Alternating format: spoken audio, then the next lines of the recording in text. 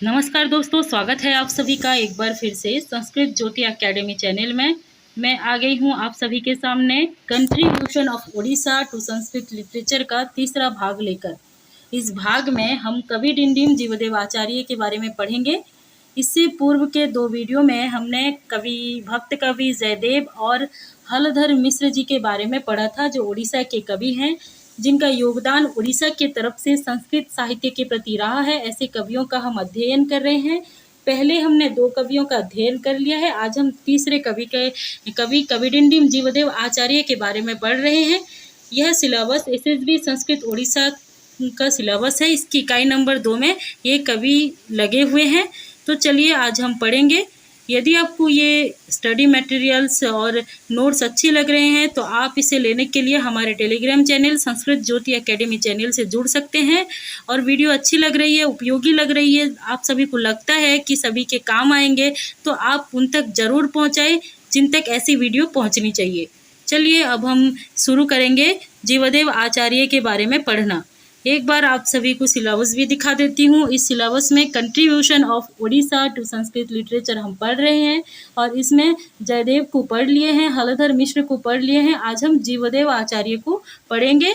इससे आगे फिर हम राय दिवाकर और कृष्णानंद और विश्वनाथ जी को भी पढ़ेंगे। तो हमारे साथ बने रहिए। इसी तरह के वीडियो पाने के लिए और नोट्स चाहिए तो आप इस टेलीग्राम चैनल संस्कृत ज्योति एकेडमी चैनल से जुड़ सकते हैं। आज के विषय सूची को देख लीजिए। आज हमारी कक्षा की रूपरेखा कुछ इस प्रकार है। सबसे पहले हम जीवदेव आचार्य की कृतियां देखेंगे, जिसके लिए वो आज हमारे बीच अमर हैं। फिर उसके बाद हम जीवदेव आचार्य का परिचय देखेंगे।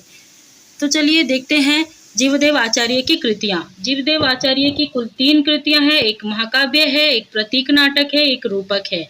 महाकाव्य भक्ति भागवत नामक महाकाव्य है और भक्ति वैभव नामक प्रतीक नाटक है और उत्साहवती नामक रूपक है। अब इसमें प्रतीक नाटक क्या होता है एक बार आप सभी को बता देती हूँ। प्रतीक नाटक ऐसे नाटक हैं जहाँ पे अमूर्त वस्तुओं को मूर्त पात्रों का रूप देकर उपस्थापित किया जाता है।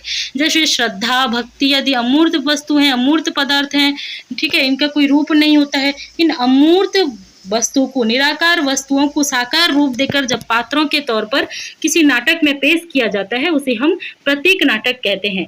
ऐसे नाटकों की परंपरा में ऐसे नाटक के जनक कृष्ण मिश्र प्रबोध चंद्र उदय के कर्ता जो हैं वो माने जाते हैं और उन्हीं का अनुकरण करते हुए कवि डिंडीम जीवदेव आचार्य ने भक्ति वैभव नामक प्रतीक नाटक लिखा।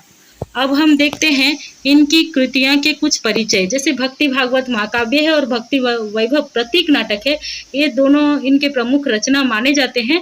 तो इन दोनों के परिचय को देख लेंगे। उत्साहवती एक रूपक है जो महाभारत के आधार पर लिखा गया है, पर कौन सी कोटि का रूपक है ये भी नहीं बताया गया। तो चलिए अब हम देखते हैं भक्ति भागवत महाकाव्य का सबसे पहले परिचय देखेंगे। भक्ति भागवत महाकाव्य का। तो भक्ति भागवत महाकाव्य ये महाकाव्य है, काव्य विधा में ये महाकाव्य है और इसके प्रणेता कवि डिंडीम जीवदेव आचार्य हैं और इसका विभाजन सर्गों में है। महाकाव्य का विभाजन हमेशा सर्गों में ही होता है और सर्ग संख्या इसमें 32 है। 32 सर्गों वाला काव्य कौन है? भक्ति भागवत महाकाव्य। महत्वपूर्ण बिंदु, 32 सर्ग किसमें है? भक्ति भागवत महाकाव्य में। और इसमें कुल श्लोकों की संख्या 3000 है और इसका वर्ण विषय क्या है?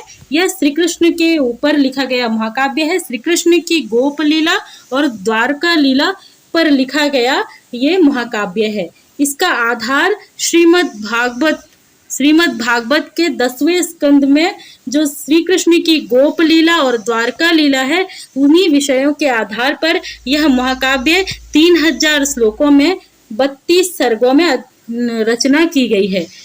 इस महाकाव्य में अनेक प्रकार के छंद का प्रयोग है। तो ये है भक्ति भागवत महाकाव्य का परिचय।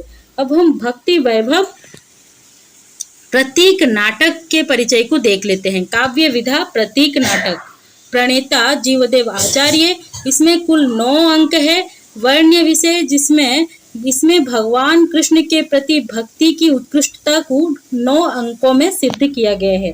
जो भगवान कृष्ण हैं उनकी भक्ति कितनी उत्कृष्ट होती है, इसी बात की सिद्धि 9 अंकों में की गई है। भक्ति वैभव प्रतीक नाटक में। तो भक्ति वैभव प्रतीक नाटक का विषय भगवान कृष्ण की भक्ति विषय ही है, भगवान कृष्ण का भक्ति ही है, और ये भक्ति कितनी उत्कृष्ट होती है ये बात इसमें सिद्ध की गई है। अब आगे देखते हैं भक्ति भागवत की रचना काल। भक्ति भागवत की रचना काल बहुत ही विकट परिस्थिति में भक्ति भागवत महाकाव्य की रचना हुई थी।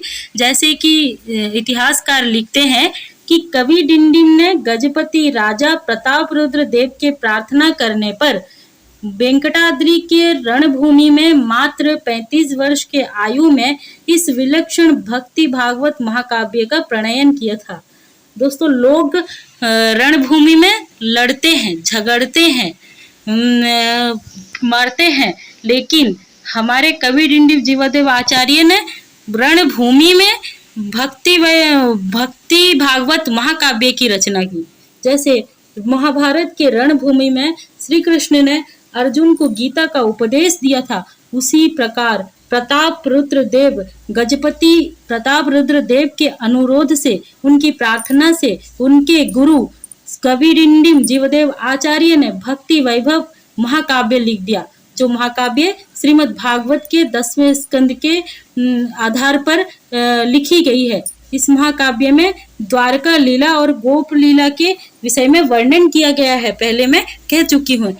प्रताप रुद्र देव की प्रार्थना पे वेंकटाद्रि के रणभूमि में किस प्रकार उन्होंने इस काव्य को लिखा, यहाँ पे वो लिख दिया गया है। और उन्होंने 35 वर्ष की आयु में इस काव्य का प्रणयन किया था, वो भी इस श्लोक से सिद्ध होता है। तो चलिए देख लेते हैं क्या लिखा है कवि ने। कवि कुछ इस प्रकार लिखते हैं, श्री रुद्रदेव नृपते रथ वेंकटाद्रौ कर्नाट देश विजये नवस्युदारे तेनास्य शीघ्र कविना जगदीश्वरस्य काव्यं निबद्धमिदमुज्ज्वल भक्ति सिद्धम। भक्ति भागवत महाकाव्य का ये श्लोक है। इसके अलावा ये श्लोक का यह उस श्लोक का एक पाद है जिसमें 35 वर्ष की आयु में कवि ने काव्य का प्रणयन किया था, ये लिखा गया है। तो देख लेते हैं। अंकेस्य सप्तदशे नृपते सपंचत्रिंशत् अंकेस्य सप्तदशे नृपते सपंचत्रिंशत् चुंबितवया कविडिंडिमोऽयम्। कविडिंडिमोऽयम्, यह कविडिंडिम 35 वयः चुंबितः, यानी कि 35 साल की वर्ष में 35 साल की आयु में उन्होंने इस काव्य का प्रणयन किया। और उस वक्त सप्तदश अंक वाले यानी कि 17 वर्ष की आयु वाले कौन थे? स्वयं राजा प्रताप रुद्र देव। उस समय कवि ने इस काव्य का प्रणयन किया। और वो परिस्थिति कैसी थी? न प्रताप रुद्र देव ने प्रार्थना किया, उन्हें वेंकटाद्रि का स्थान था, कर्नाट देश यानी विजयनगर के राजा से युद्ध हो रहा था। ऐसी रणभूमि में उन्होंने इस महाकाव्य का प्रणयन किया था जो श्री कृष्ण के भक्ति पर आधारित है। जिस प्रकार श्री कृष्ण ने महाभारत के रणभूमि में गीता का उपदेश दिया था, उसी प्रकार हमारे ये विलक्षण कवि भक्ति भागवत के रचयिता श्री कवि डिंडिम जीवदेव आचार्य ने इस महाकाव्य का रणभूमि में ही प्रणयन किया था। अब इनके परिचय को देख लेते हैं। कवि जीवदेव आचार्य का परिचय उनके ग्रंथ से ही प्राप्त होता है। श्रीमद् व्यवहर्तृ महापात्र कविराज राजगुरु श्रीमद् त्रिलोचन देवाचार्य तनयः श्रीमद् व्यवहर्तृ महापात्र कविडिंडिम गजराज गुरु जीवदेवाचार्य विरचित भक्ति भागवतम महाकाव्यम। इस प्रकार से भक्ति भागवत महाकाव्य में लिखा गया है। तो इसके आधार पर कविडिंडिम जीवदेव आचार्य के पिता होते हैं श्रीमद् राजगुरु त्रिलोचनाचार्य। महापात्र ब्राह्मण थे ये लोग, उड़ीसा के महापात्र ब्राह्मण।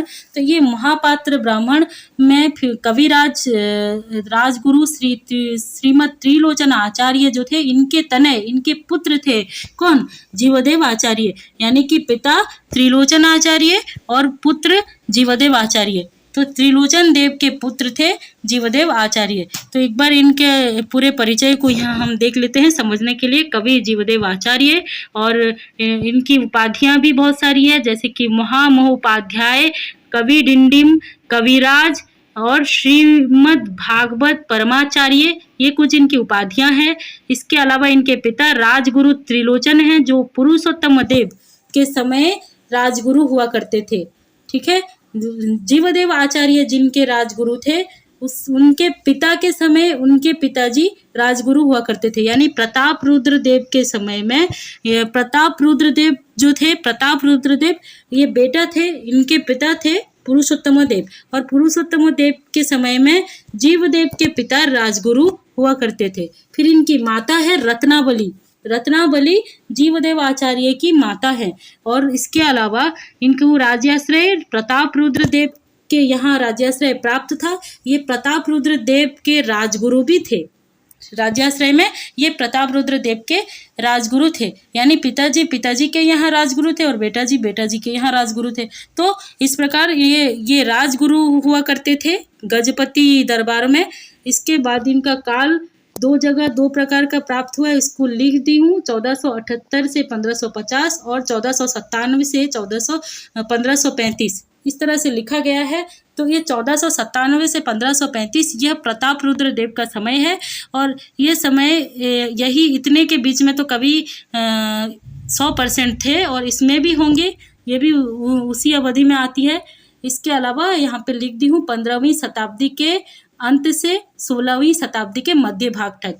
ये है हमारे कबीर जीवदेव आचार्य का परिचय। यदि आपको पाठ्य सामग्री अच्छी लग रही है तो आप हमारे टेलीग्राम चैनल से जुड़कर इस नोट को ले सकते हैं। आज के लिए इतना ही। इसके लिए जो सामग्री ली गई है इन सभी जगह से ली गई है, आप यहाँ जाके देख सकते हैं। चलिए आज यहीं पे रुकते हैं, मिलेंगे फिर कल हम रॉय दिवाकर मिश्र जी के साथ। तब तक के लिए धन्यवाद। जो लोग अंत तक जुड़े रहे हैं उनका दिल से फिर एक बार धन्यवाद। नमस्कार।